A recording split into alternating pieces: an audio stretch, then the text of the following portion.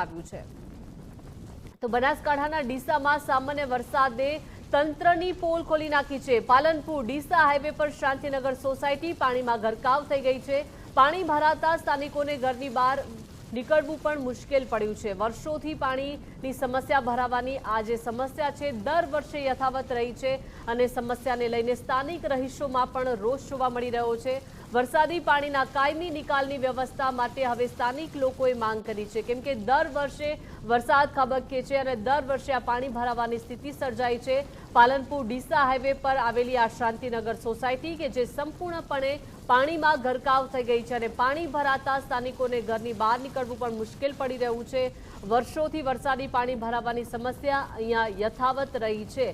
સમસ્યાને લઈને સ્થાનિક લોકોમાં અત્યારે રોષ જોવા મળી રહ્યો છે અને વરસાદી પાણીના હવે કાયમી નિકાલ આવે તેવી વ્યવસ્થા કરવા માટે તંત્ર સમક્ષ માંગ કરી રહ્યા છે।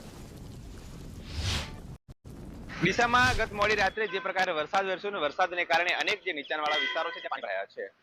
ખાસ કરીને ડીસા પાલનપુર હાઈવે પર જે આ પાણી ભરાયા છે, જે પ્રકારે આપ દ્રશ્યોમાં જોઈ શકો છો કે ડીસામાં આ પાલનપુર ડીસા હાઈવેનો આ મુખ્ય માર્ગ છે અને મુખ્ય માર્ગ ઉપર જે શાંતિનગર સોસાયટી છે અને શાંતિનગર સોસાયટીમાં જવાનો આ મુખ્ય માર્ગ છે અને મુખ્ય માર્ગ ઉપર ઢીંચણસમા પાણી છે તે ભરાયા છે, જેના કારણે આ સોસાયટીના લોકો છે તેમને આ સોસાયટીની બહાર નીકળવું અત્યારે એક મોટો પ્રશ્ન બન્યો છે।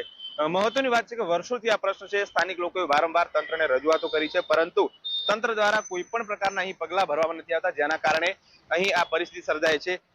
જે પ્રકારે આપ જોઈ શકો છો કે જે આ સામાન્ય વરસાદમાં જો આ પરિસ્થિતિ થઈ હોય તો વધુ વરસાદ થાય તો આ વિસ્તારની શું પરિસ્થિતિ થાય। આ વિસ્તારના જે આ સોસાયટીમાં રહેતા જે આગેવાન છે તે આપણી સાથે જોડાયા છે, તેમની સાથે વાત કરવાનો પ્રયાસ કરીશું। શું કહેશો, આપ સોસાયટીમાં જ રહો છો, કેટલી મુશ્કેલી? મારા ફાધર હાલ શાંતિનગર સોસાયટીમાં ચાલુ પ્રમુખ છે। અમે અનેકવાર રજૂઆતો કરી છે આના માટે, પણ આનો કોઈ ઉકેલ આવેલ નથી અને અહીંયા સ્કૂલે જતા વિદ્યાર્થીઓને બહુ મોટી અડચણ પડે છે, નાના મોટા, અને ઢીંચણસમાં પાણી ભરાયેલા હોય છે। સવારે ધંધે જતા પણ બહુ મુશ્કેલી પડે છે અને હમણાં જસ્ટ 10 દિવસ પહેલા પણ અમે નગરપાલિકામાં પ્રમુખશ્રીને રજૂઆત કરેલી કે આનો કોઈ બી ઉકેલ લાવી અને અમને નિરાકરણ લાવેલો। વર્ષોનો પ્રશ્ન છે, બધી સોસાયટીઓનું પાણી અહીંયા આવીને જમા થાય છે।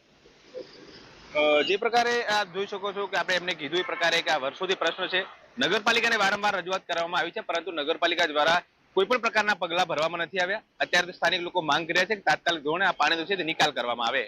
કમલેશ નાભાણી, ગુજરાત ફર્સ્ટ।